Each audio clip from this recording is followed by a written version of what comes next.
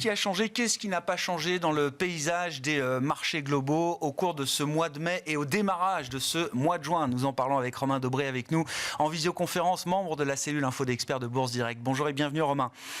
Merci beaucoup d'être avec nous. Tiens, un truc qui a changé quand même la semaine dernière, c'est que le Nasdaq américain a mis fin à 5 semaines de hausse consécutive avec un retracement quand même appuyé sur l'ensemble de la semaine dernière pour l'indice vedette américain, lourdement chargé toujours en valeur technologique, Romain. Oui, effectivement, mais avec encore une fois des forces de rebond qui sont assez impressionnantes, puisque l'indice qui perdait à plus de 2% à un moment a quand même réussi à terminer proche de l'équilibre sur la séance. Uniquement sur la semaine, il est effectivement en baisse. Il y a effectivement beaucoup de force dans ce marché. On sent que depuis quelques semaines, et on va dire depuis la mi-mai, l'échéance technique des marchés dérivés du mois de mai justement, ça cale un peu sur les indices. Alors européens, franchement, américains, on avait un doute puisque c'est à ce moment-là que le S&P et le Nasdaq ont réussi à déborder des tops sur lesquels on avait buté jusqu'à une douzaine de fois pour aller donc déborder ces grosses résistances historiques et aller tenter de s'installer au-dessus. On a eu dans le courant de la semaine et post publication d'NVIDIA, un petit sell de news, puisqu'on a eu vraiment une bougie du jeudi qui a suivi les publications d'NVIDIA pas très engageantes. Et puis, milieu de semaine dernière, jeudi aussi, un gap baissier lourd sur le S&P. Alors là, j'ai choisi de vous montrer le Nasdaq, vous devez voir à l'écran, des jeux de contre-pied assez marqués, et on pressentait qu'on pouvait accélérer à la baisse. La volatilité, on la regardera ensuite, mais touchait des niveaux de support importants et avait mis des pieds dans des terrains dangereux. Alors, ce qu'on peut en dire, c'est que globalement, si on regarde le graphique du Nasdaq, eh bien, il était bloqué dans un trading range 16 970, 18 340, qu'il a réussi à déborder assez puissamment dans le cours de la semaine de la mi-mai. Et puis, on n'a pas réussi à aller chercher la cible légitime suivante à 19 710 points. C'est la duplication du range précédent qu'on utilise dans ces cas-là. Et donc, cette grande pause qui avait été mise en place, on pourrait dire presque depuis le début de l'année jusqu'au mois de mars-avril, eh bien, cette grande pause n'a pas permis de trouver l'indice, pour l'instant, en tout cas, de trouver le momentum nécessaire. Et on s'est arrêté à 18 855. On a formé la semaine dernière, ce que je vous ai entouré avec cette ellipse rouge, ce qu'on appelle quand même, malgré le gros rebond de fin de semaine, un avalement baissier. La bougie de la semaine dernière a englobé la bougie de la semaine précédente. Ça, c'est un signe très simple graphiquement que les acheteurs ont conservé la main en début de semaine et qu'en fin de semaine, ce sont les vendeurs qui l'ont reprise. En haut de marché, c'est quand même à prendre avec vigilance, d'autant plus qu'on va avoir un calendrier important cette semaine avec des PMI, des directeurs d'achat, et puis surtout les chiffres mensuels de l'emploi aux États-Unis. Évidemment, je ne parle pas de la BCE pour lequel la baisse de taux est quasi écrite. Mais donc, il y a des éléments techniques importants à prendre en compte de ce côté-là.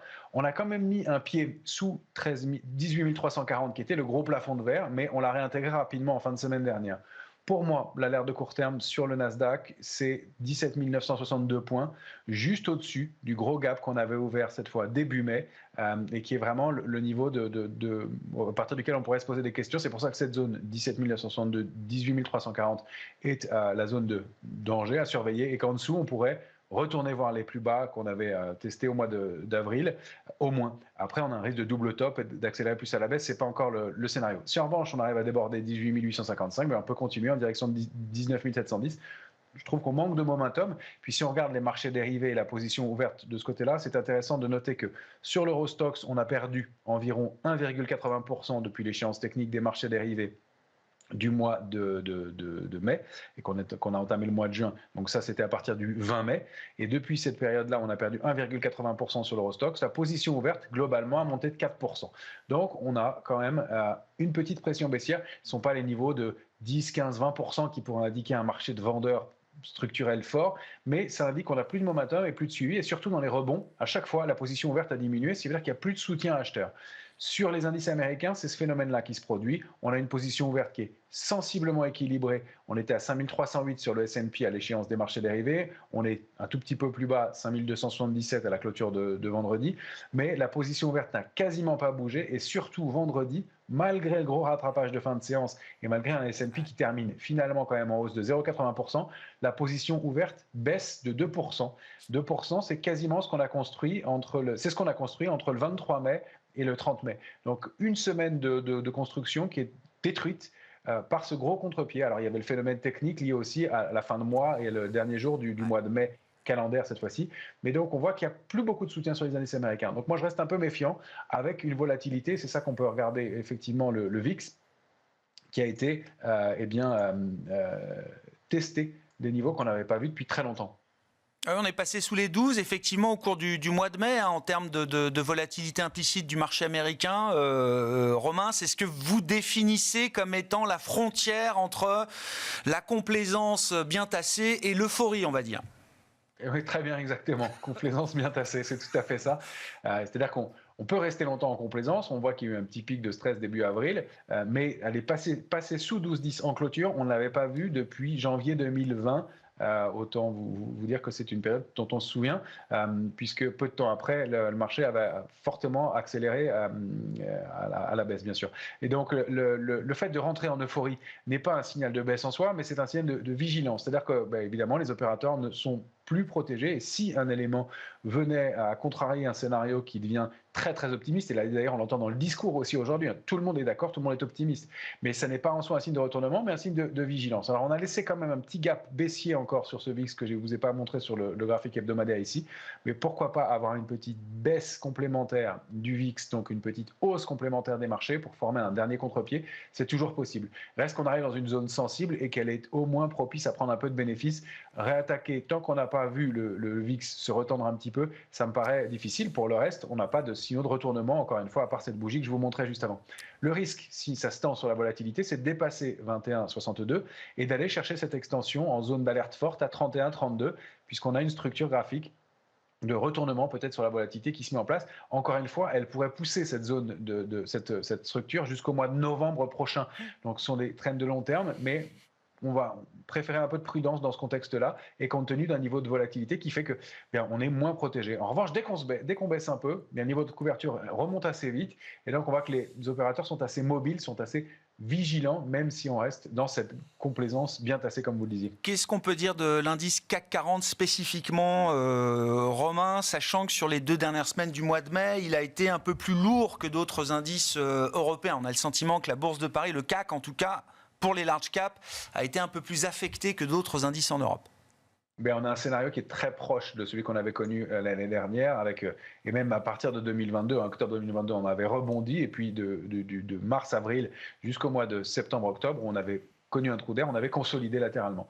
Là, ce qu'on peut dire, c'est qu'on a débordé la zone 6830, 7376, on est allé chercher la cible suivante parfaitement, on s'est appuyé dessus, mais on aurait dû aller chercher 8436, la duplication du range précédent à nouveau. C'est pour ça que je vous ai laissé toutes ces zones pour qu'on repère. C'est-à-dire que le marché, quand il est harmonieux, évolue par paliers assez identiques. Et là, on a buté à 8254 points. Depuis, on crée ce petit trading range, 7906, 8254, qu'on observe parfaitement. Voilà pourquoi on s'est arrêté de baisser la semaine dernière sur le CAC 40. Voilà quel niveau on a réagi, 7906 points. C'est vraiment le niveau clé. Alors, si on sort d'un côté ou de l'autre, c'est 8612 en haut avec cette grosse cible à 8436. En bas, c'est 7577.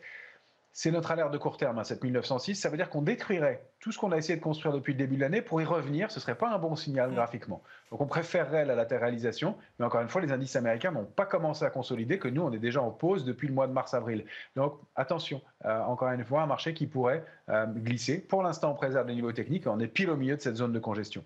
Ce qui est intéressant, c'est qu'au moment où on commence à avoir des interrogations sur les indices des grandes valeurs, que ce soit aux États-Unis ou en Europe, à Paris avec le CAC 40, on a ce réveil des small caps. C'est très visible, notamment à Paris, là aussi avec le CAC Small, qui est peut-être au démarrage d'une nouvelle tendance, Romain.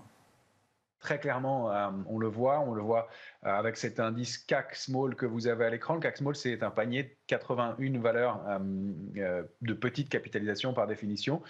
Et on voit qu'il y a bien un trend baissier qui s'était mis en place depuis 2022, même fin 2021 jusqu'à début 2022, et qui restait baissier jusque vraiment il y a maintenant un mois et demi, où on est sorti par le haut de cette tendance baissière. Si vous regardez le CAC Small en dézoomant, et c'est pour ça que je vous ai proposé un graphique mensuel, on voit qu'il qu'il évoluait dans un large trading range 9571, 14 937 au mieux, mais plutôt 14 060 depuis maintenant des années. Ça fait depuis 2017 qu'en dehors du trou d'air Covid qui avait fait enfoncer ce trading range, on n'avait plus de tendance. Et là, on rebondit sur la borne basse du range, on accélère, on déborde cette oblique baissière. Donc la cible légitime, c'est 14 060, puis 14 937 qui est la cible idéale du mouvement. Ça fait entre 10 et 15% de hausse encore possible sur cet indice. Et puis on voit cette sortie franche, massive, avec des volumes assez significatifs. Donc il se passe quelque chose sur ce secteur-là. C'est une bonne nouvelle. On rappelle aussi que quand les small et les mid cap space, c'est parfois aussi souvent la fin d'un cycle. Alors, ce n'est pas la fin de cycle pour demain, mais on peut se dire qu'on est peut-être en train de chercher les derniers titres sur lesquels il y a du momentum, mais en tout cas, ça fait partie des choses qu'il faut payer manifestement aujourd'hui et que les opérateurs ont identifiées.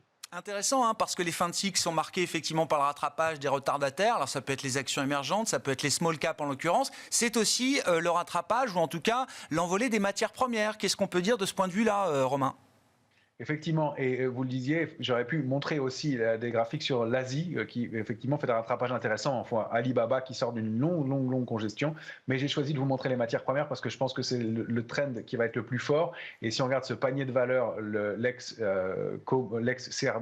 qui s'appelle Como, pour prendre un panier de valeurs négociables, eh bien, on voit qu'après une accélération haussière, je vous ai laissé le graphique depuis 2020, on voit cette explosion haussière, quand on passe de 10 à 28, 72 jusqu'en mars 2022. Et puis, depuis mars 2022, consolidation entre 20,41 et 23,44.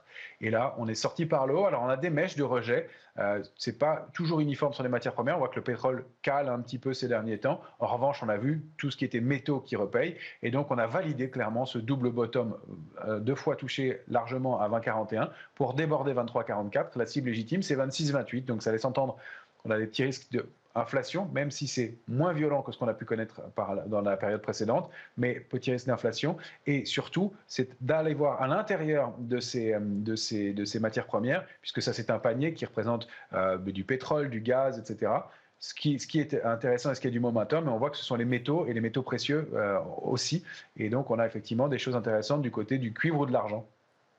Merci beaucoup Romain, merci pour cet éclairage et ce petit contrôle technique des marchés entre 2 mois, la fin du mois de mai qui a apporté quelques interrogations peut-être nouvelles et le début du mois de juin avec cette première semaine qui démarre plutôt bien puisqu'on voit un CAC 40 dans le vert pour l'instant au-delà des 8000 points. Romain Dobry qui était avec nous en visioconférence, membre de la cellule Info d'Experts de Bourse Direct.